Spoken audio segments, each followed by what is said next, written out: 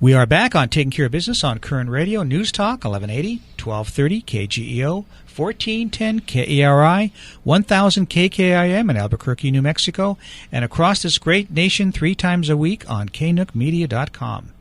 Our guest in studio, Mark and Cathy Abernathy, talking about the elections. So we're going to wrap up national and then talk about California.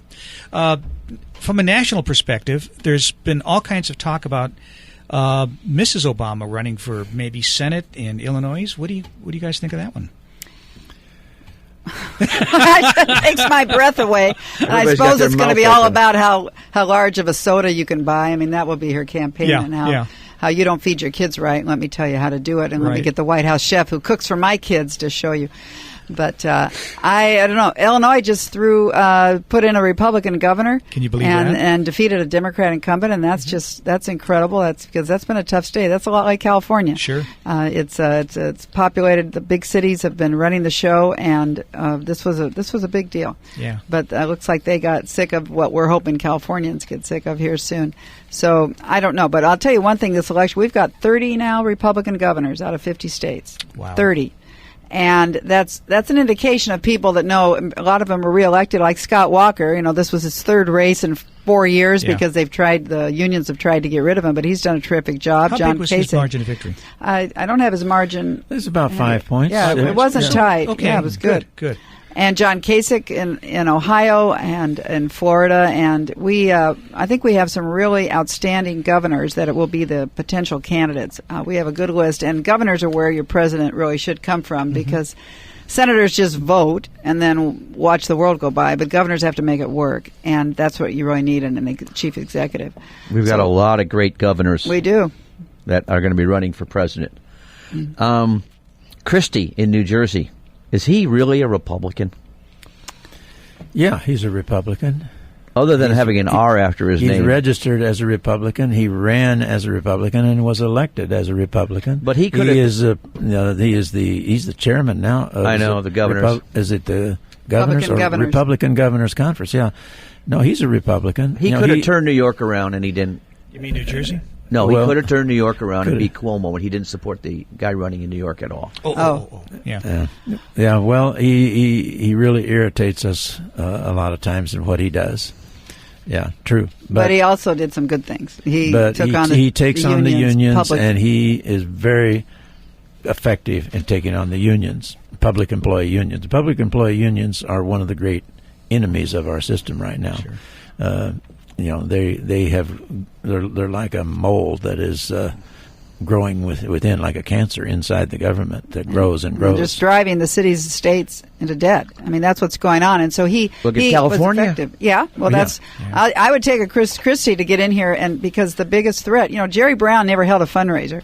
He didn't have to. He had $30 million in the bank, all from the very people that he pays every week, with state payroll from our taxes. And then they pass bills on the floor of the legislature to add more employees, to create more agencies, because they know they get political dues that all the folks in the legislature that are Democrat and the governor get.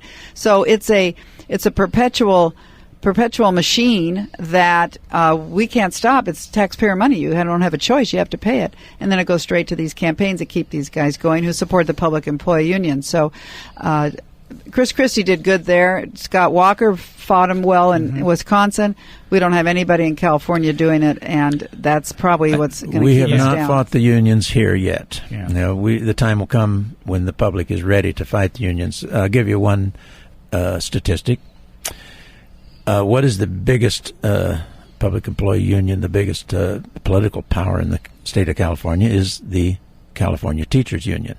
Okay, why are they powerful? Because they have a lot of members, they have a lot of money, and the people who are the organizers, excuse me, of the teachers union are very politically astute people who want to take power, and so that's why they do it. But the statistic I just want to give you: how many members of the teachers union in California? 340,000. Wow. How much money? They each pay about $1,000 a year, just a tad under $1,000 a year. Political dues. No, that's not political dues. That's their total money they pay. Right. There's a big chunk of that goes straight into a political fund. The rest of it can be used for politics after they pay their internal salaries and their trips to Hawaii. But $1,000 for each for $340,000 is how many? Were you public? Are you both victims of the public school system? Let's see. So you'd move the decimal point over 3 points. So $340,000 would be $340 million. $340 million each year. That's what the California Teachers Union cookie? Has to spend. What? Do I win a cookie for that? Yeah. Yeah, you must have had some private schooling somewhere.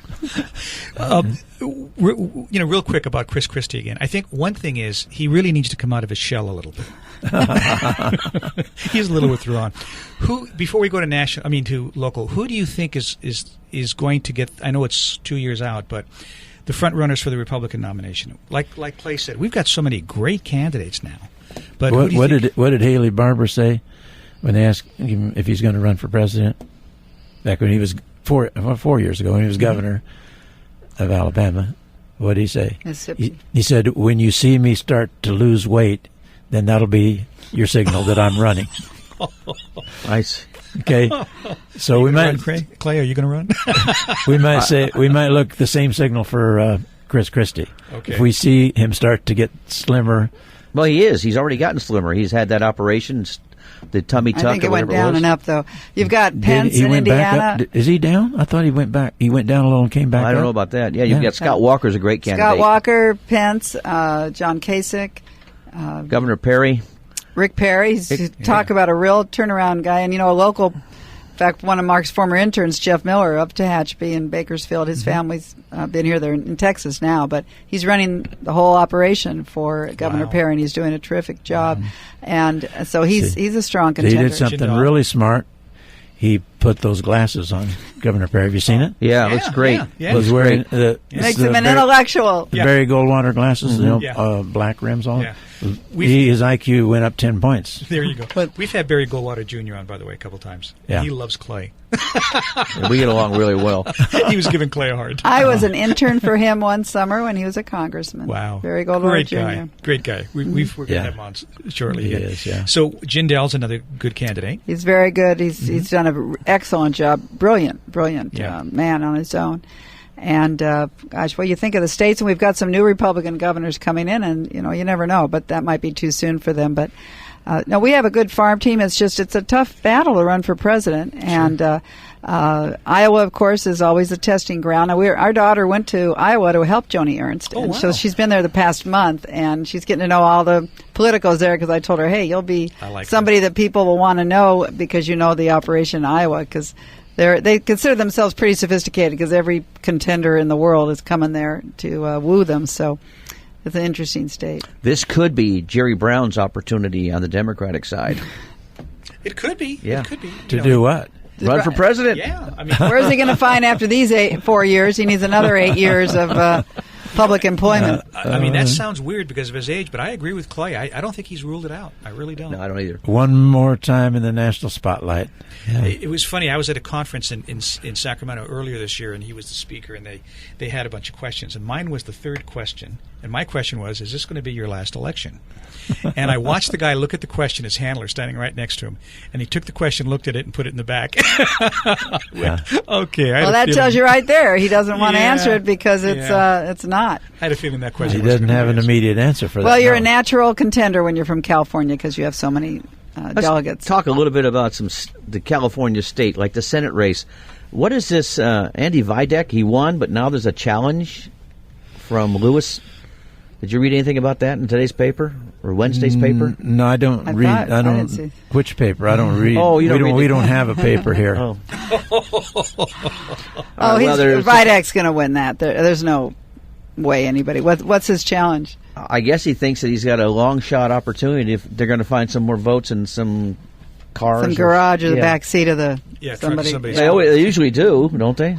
Well, it did happen once. The county clerk had found.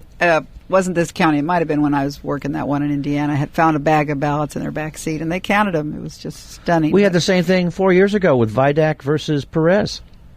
when all of a sudden he won, and then they found more votes. Right. Well, there's 30,000 uncounted ballots in Kern County right now, but they will be mostly the absentees that came in late, and VIDAC was strong through the whole thing. I don't see any challenge there. Good. Yeah. No, we now Pedro Rios, that was a close race again, and way outspent by the incumbent. But I don't think the incumbent did himself, again, any favors with the kind of campaign he ran just like 2 years ago. It's just a real credibility problem with the way he operates. But Pedro even prayed for him. Oh, yeah. Pedro is a class guy. Yeah, that's wonderful. Pedro and Rios, Rudy is a sleaze. Right. Pedro Rios would have... The most important reason to have him is not so much his vote in the legislature, but a guy like Pedro Rios who understands conservatism, understands this country's history. I mean, if you hear him... He was giving a little dose of it because he's a teacher at a fundraiser when he spoke. And when he finished, I thought, gosh, I just as soon you stay in the classroom. Because he can really influence people. I hope we find a role for him where he can. I think if he is the Mexican Hispanic community in this state, and we need someone like him elected. We do. Yeah. These professional Hispanics, they're in it for the power and the money. When we come back, let's pick up there. We'll be back in a moment on Taking Care of Business on Current Radio News Talk 1180.